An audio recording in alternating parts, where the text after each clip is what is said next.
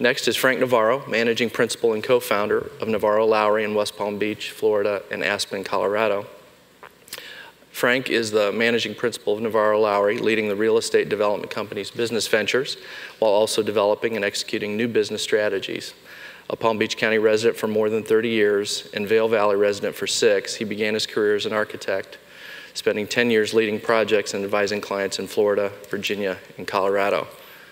As managing principal of Navarro Lowrey, Frank is focused on the innovative building programs, leading the effort to establish Navarro Lowrey's Ecoplex sustainable brand.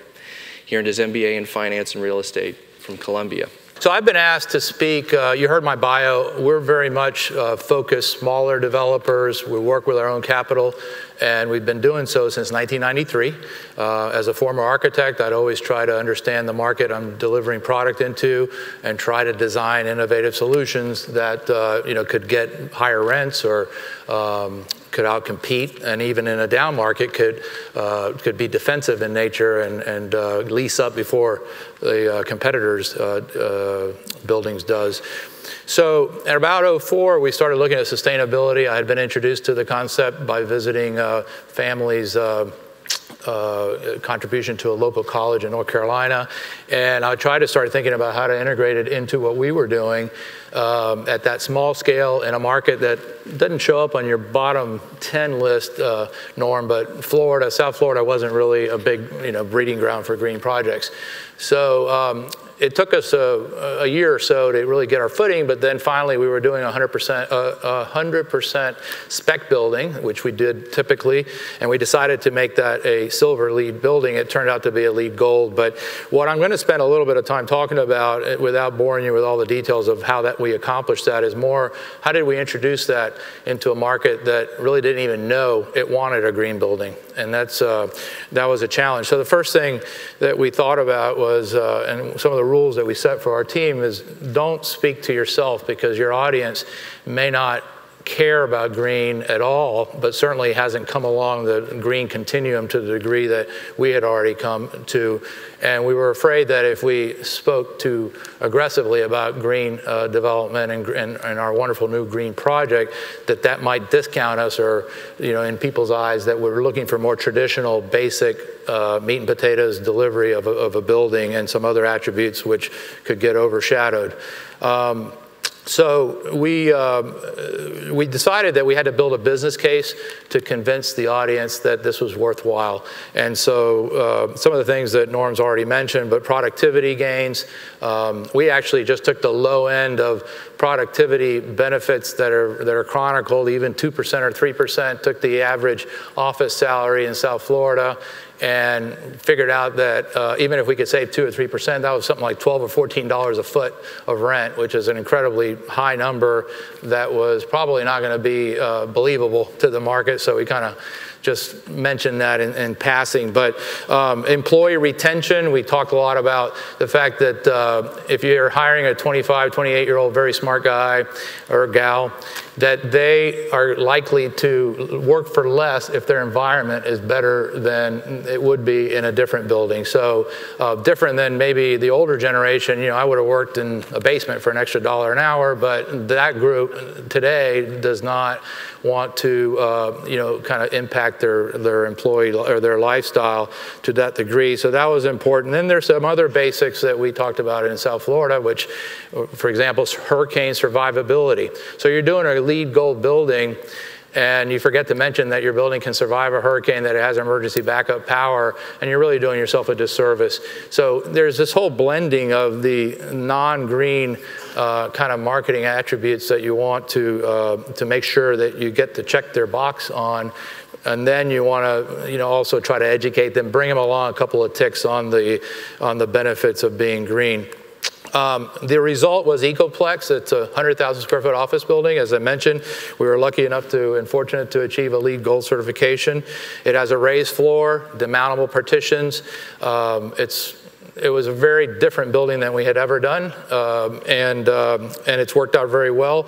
It's not quite fully leased, but it's very close to being fully leased, and we opened it in the fall of '08, which is probably not a worse time to open an office building in South Florida in the middle of a cratering residential market. But we did that, and one of the ways that we've been able to market it is, or several of the ways that we've been able to market it is to essentially segment the market. So if we find a tenant that's a commodity tenant, as we might refer to them, that really can be anywhere, we try to discount them, and we really try to focus on the smaller group that can see the value. Maybe they have a corporate initiative to be in green buildings, or at least more environmentally friendly buildings.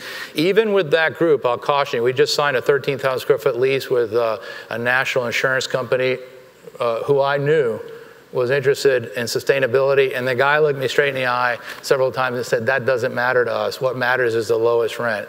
So he was really just trying to trade me hard to my lowest rent.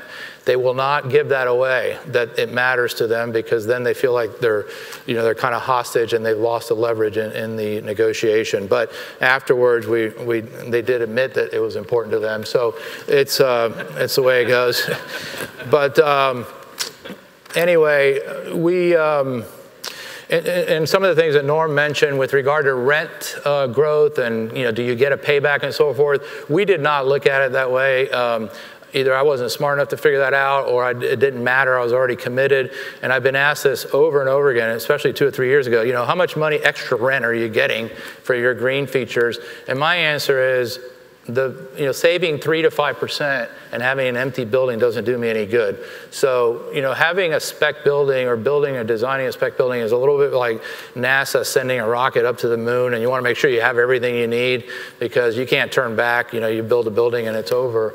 And we're very glad we did that, because in this market, it's helped us be within about, I'd say, 8% of our asking rents, even though almost everybody that we've signed in there has taken less space than they originally said they would, and has shopped us, as I mentioned, very hard. So we're real proud of the performance so far. We then, so the answer, the question was, hey, did we do the right thing? We think we did. We think that the building will enhance, the value of the building will enhance over time. One small way that it, and may turn out to be a very large way, is that we, in the traditional build-outs, you build fixed walls, and all the outlets and all these other things are in the walls. So if you do an expensive law firm, for example, and you get to a renewal point, and in about 6 months, 9 months, you sit down with that tenant, whatever you tell them, they're going to want to pay you less, because they're going to dare you to not agree with them, so that they'll move out. So you got to rip all this stuff out and send 5 dumpsterfuls to the landfill. And with our raised floor system, we will be able to move those walls and maybe even build them in other floors. The devices are all on the floor, so there's nothing that will be lost. So we got a lot of environmental, LEED credits for that under the innovation program, but innovation credits. But we're really excited about the renewal prospects, because that's where we can really crank the rents, I think. So what did we do from there? We sat around and said, well, what do we do now? We've built this fairly successful green building. We actually did 2 more LEED projects. We're finalizing our LEED EB program for our Vail office building. So we decided to actually trademark Ecoplex nationally, that brand. And so the reason we do that is because we want to send a message to our corporate audience that we have gone through all the sustainable features that one could put in a building, and we have selected on their behalf the ones that make the most business sense. And so that's our Ecoplex brand. We didn't think that we're going to go do Ecoplexes in 50 states, but in a trademark arena, you have to watch out somebody doesn't knock you out of using that name. So we call our projects now, Brookside, a Navarro Lowrey Ecoplex project, so that we'll always use that name associated with our firm's name. And that's really been nice for consistency of marketing along different projects, but also internally, we've been able to really get a lot of momentum inside our firm for sustainability. And believe me, in 04 and 05, when I introduced this concept to the firm, they thought I was crazy. They thought that I'd gone off on some crazy retreat, and that I wasn't making any sense. And I will say this, that only because I'm the principal and in charge of the purse strings was I able to get this done as effectively. I can't, and I'd love to hear what Bert has to say about this as an architect, but it's very difficult to convince the money guy unless he's already kind of in for that. And so in my case, I was actually convincing downward, to our organization and horizontally to our partners and our consultants.